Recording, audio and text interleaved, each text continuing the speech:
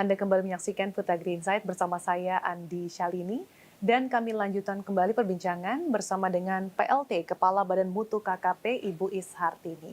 Bu Is, kita lanjutkan perbincangan kita. Tadi kita berbicara soal pasar negara tujuan yaitu Amerika Serikat. Kita tahu saat ini Amerika Serikat menjadi salah satu negara arena utama Bu untuk persaingan ekspor komoditas udang kita.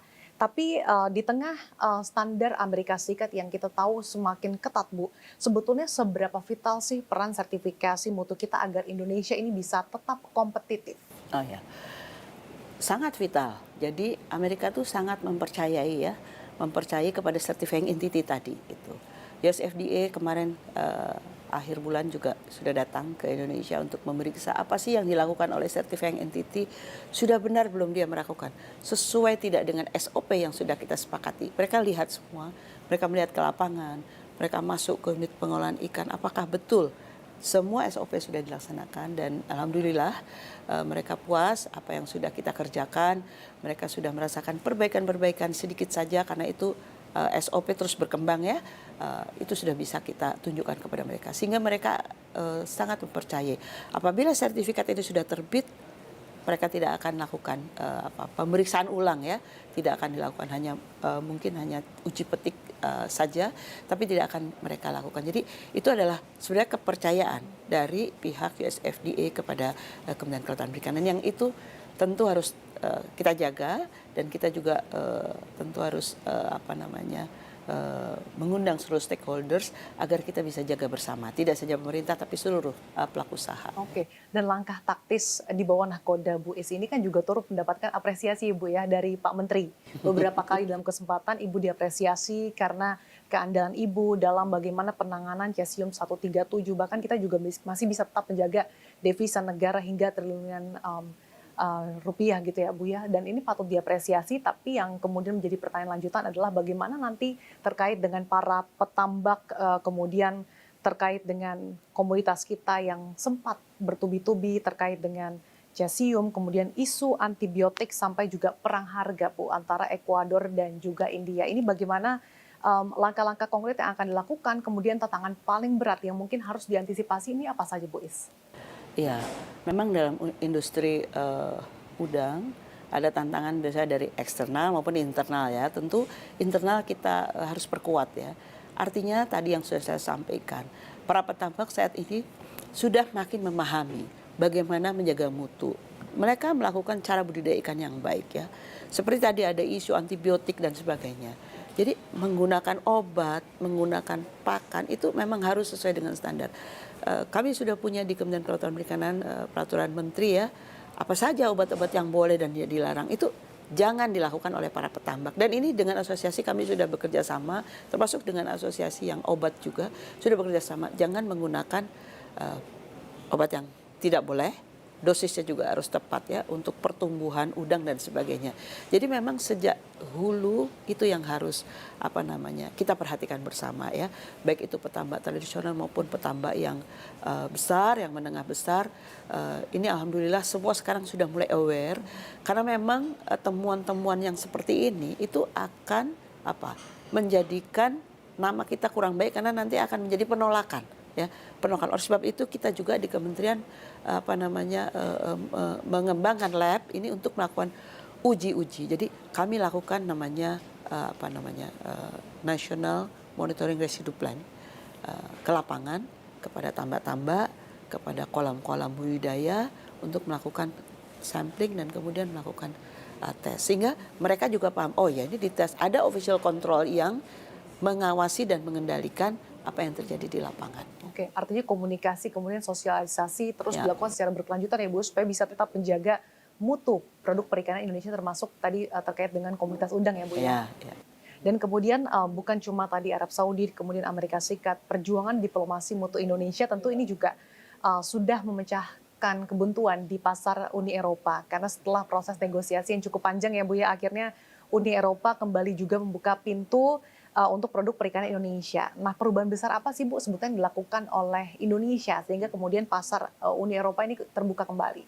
Iya, jadi Uni Eropa itu sempat beberapa waktu lalu Indonesia itu tidak masuk di dalam list negara yang boleh mengekspor produk budidaya terutama nih ya, yang budidaya gitu ya. Nanti berlaku sejak September, awal September. Nah, oleh sebab itu kami di Kementerian Kelautan dan Perikanan bekerja keras untuk bagaimana bisa meyakinkan pihak Uni Eropa bahwa Indonesia mampu memenuhi persyaratan itu. Kami juga bekerja bersama seluruh stakeholder. Ayo semuanya sekarang sudah harus sadar bahwa internasional ya sudah menuntut hal semuanya harus dilaksanakan dengan tata cara yang baik tadi ya.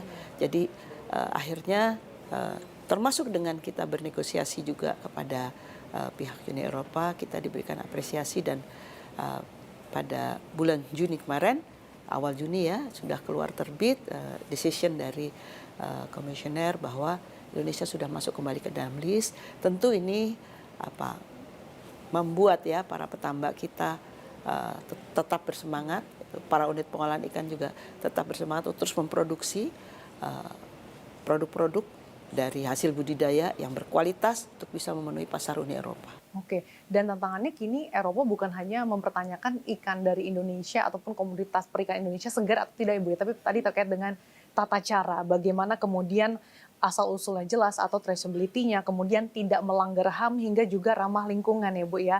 Nah ini seberapa siap sih sebetulnya industri perikanan kita untuk bisa terus menjawab berbagai dinamika aturan yang ada khususnya mungkin dari Uni Eropa? Ya, memang Uni Eropa tuh bergeraknya lebih maju ya. Bahkan mereka menjadi benchmark untuk kualitasnya, untuk standar mutu untuk produk-produk perikanan. Jadi kita tentu harus siap Indonesia, dan kami sudah berkolaborasi tidak hanya di Badan Mutu, juga dengan Ditjen Perikanan Tangkap, Ditjen Perikanan Budidaya, semua yang terkait ya, untuk bisa tidak hanya ikan ini loh mutunya baik, tapi ini ikan ini ditangkap dengan cara seperti apa. Jadi cara penangkapan ikan yang baik, cara handling ikan di atas kapal yang baik itu juga kita terapkan. Ya, kita sertifikasi seluruh kapal, apalagi kapal ini yang memasok unit pengolahan ikan yang ekspor ke Uni Eropa udah hampir 90% kita selesaikan sertifikasi kapalnya. Ya. Termasuk bagaimana kualitas SDM di atas kapal. Jadi kami juga bekerja sama dengan badan SDM di kami untuk bisa melatih dan memberikan sertifikasi untuk SDM yang di atas kapal ya.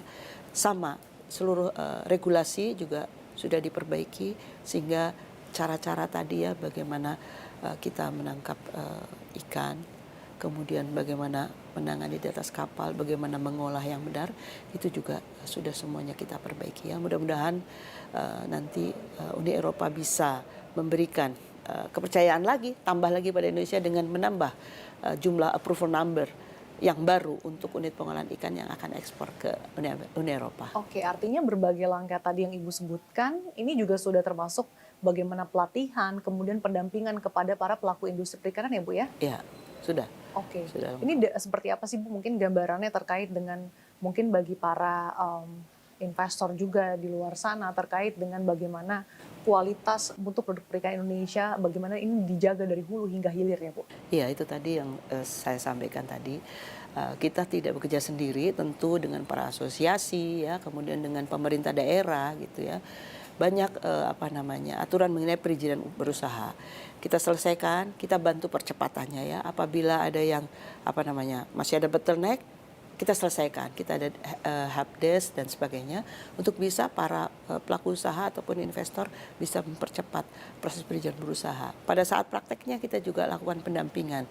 Teman-teman dari Direktur Jenderal melakukan pendampingan teknis kepada nelayan, pembudidaya ikan, dan kami melakukan turun untuk membantu bagaimana sertifikasi. Karena dengan sertifikasi itu hasil produknya bisa dijual lebih tinggi harganya, orang juga lebih percaya begitu. Jadi ini yang pemerintah lakukan. Value-nya lebih tinggi ya Bu, dan tentunya memberikan manfaat baik juga bagi para nelayan. Betul. Baik, tentu kita akan bersama Bu bahwa lompatan besar yang tengah dilakukan Badan Mutu KKP ini bisa terus menjadi fondasi kokoh juga untuk membawa industri produk perikanan nasional menuju era baru yang lebih kompetitif di pasar kancah global. Terima kasih sudah berbagi perspektifnya bersama kami di pagi hari. PLT Kepala Badan Mutu KKP Ibu Is Hartini. Saya selalu untuk Anda Ibu Is. Makasih banyak Mbak Sasa. Dan pemirsa, demikianlah perbincangan kami dalam Food Agri Insight CNBC Indonesia. Saya Andi Shalini, CNBC Indonesia Beyond Business. Terima kasih Ibu Is. Makasih ya.